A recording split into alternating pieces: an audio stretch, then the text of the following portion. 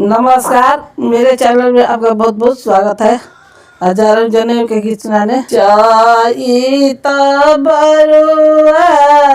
तेजी चले बैसा खपहूँ चले हो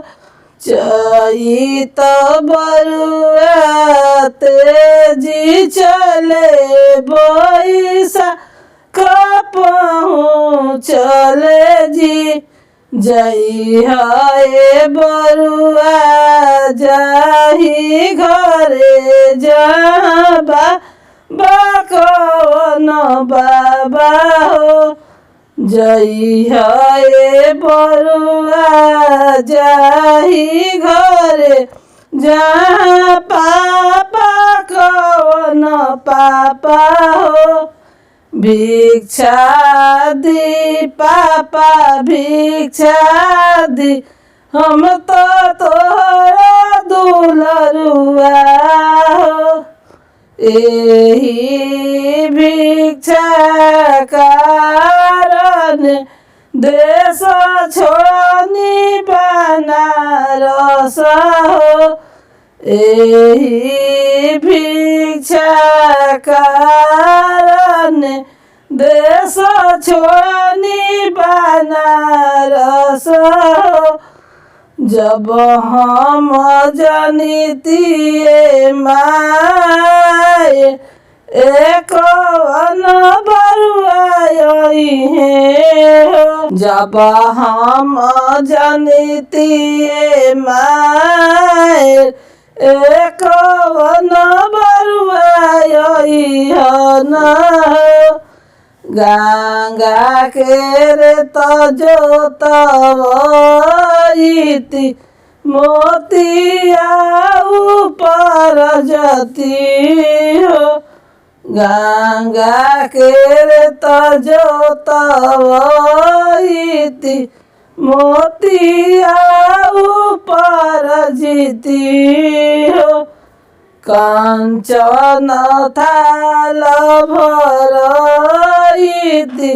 मोतिया भी खडलती हो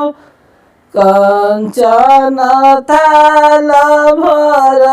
भरईति मोतिया भी खडलती हो चईत बरुआ तेजी चले बैसाख पहुँ चले हो जई है बरुआ जाही घरे जहाँ भैया कौन भैया हो भिक्षा द भैया भिक्षा द हम तो तोहरा दुलरुआ हो एही भिक्षा के कारण देश छोड़नी बनारस हो एही भिक्षा के कारण देश छोड़नी बनारस हो जब हम जनितिए माए एक बरुआई हो गंगा के रे तजो तवईति मोतिया ऊपर जती हो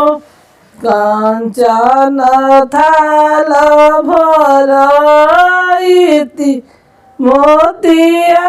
भिक्षा डलती हो।